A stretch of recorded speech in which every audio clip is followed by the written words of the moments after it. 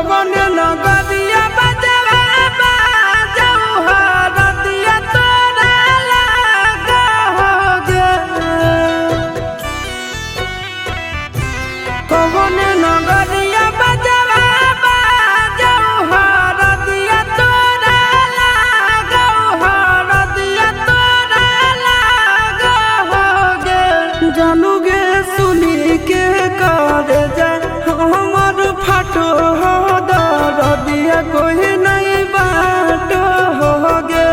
जानूगे सुनी के करे जा हमर फाटो हो दरदिया कोई नहीं बाटो होगे। पूर्व नगरिया बजवा बाजऊ हरदिया हमारा लागो, हरदिया हमारा लागो हो रे। सोना रे घरवा के लोगा बहई मनवा मड़वा बैठी डाटो हो रे। सोना रे घरवा के लोगा बहई मनवा मड़वा बैठी डाटो हो रे।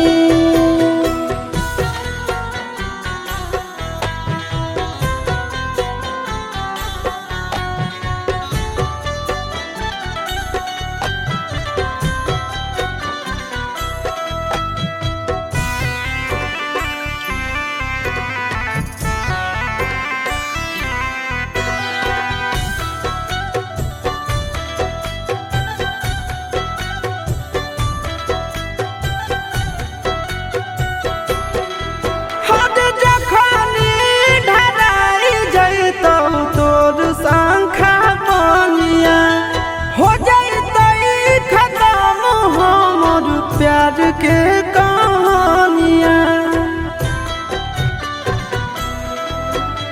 बुझे मजबूरी नहीं है हमर कसूर रे। इहे शायद होते भगवान के मंजूर रे।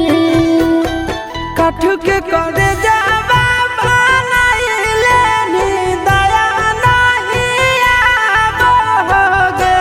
जानूगे सुनी के करे जा हमर फाटो हो दरदिया कोई नहीं बाटो होगे। जानूगे सुनी के करे जा हमर फाटो हो दरदिया कोई नहीं बाटो होगे।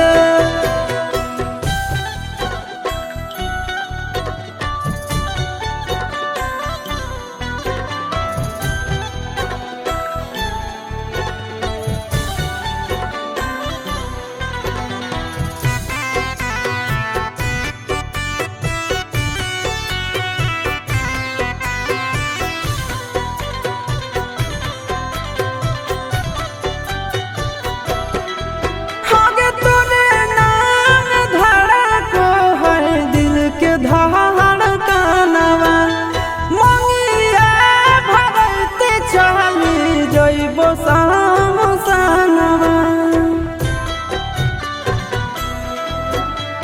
के कर दिए दोसई है किस्मत के खेला। भूल जाई है आशीष नंदन अमन आल बेला। तोरा बिना हमरो कुछ न भावो हो, दुख नहीं सहाबो हो रे।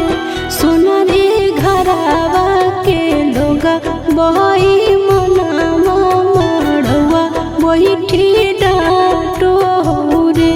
जानूगे सुनी के करे जा हमर फाटो हो दरदिया कोई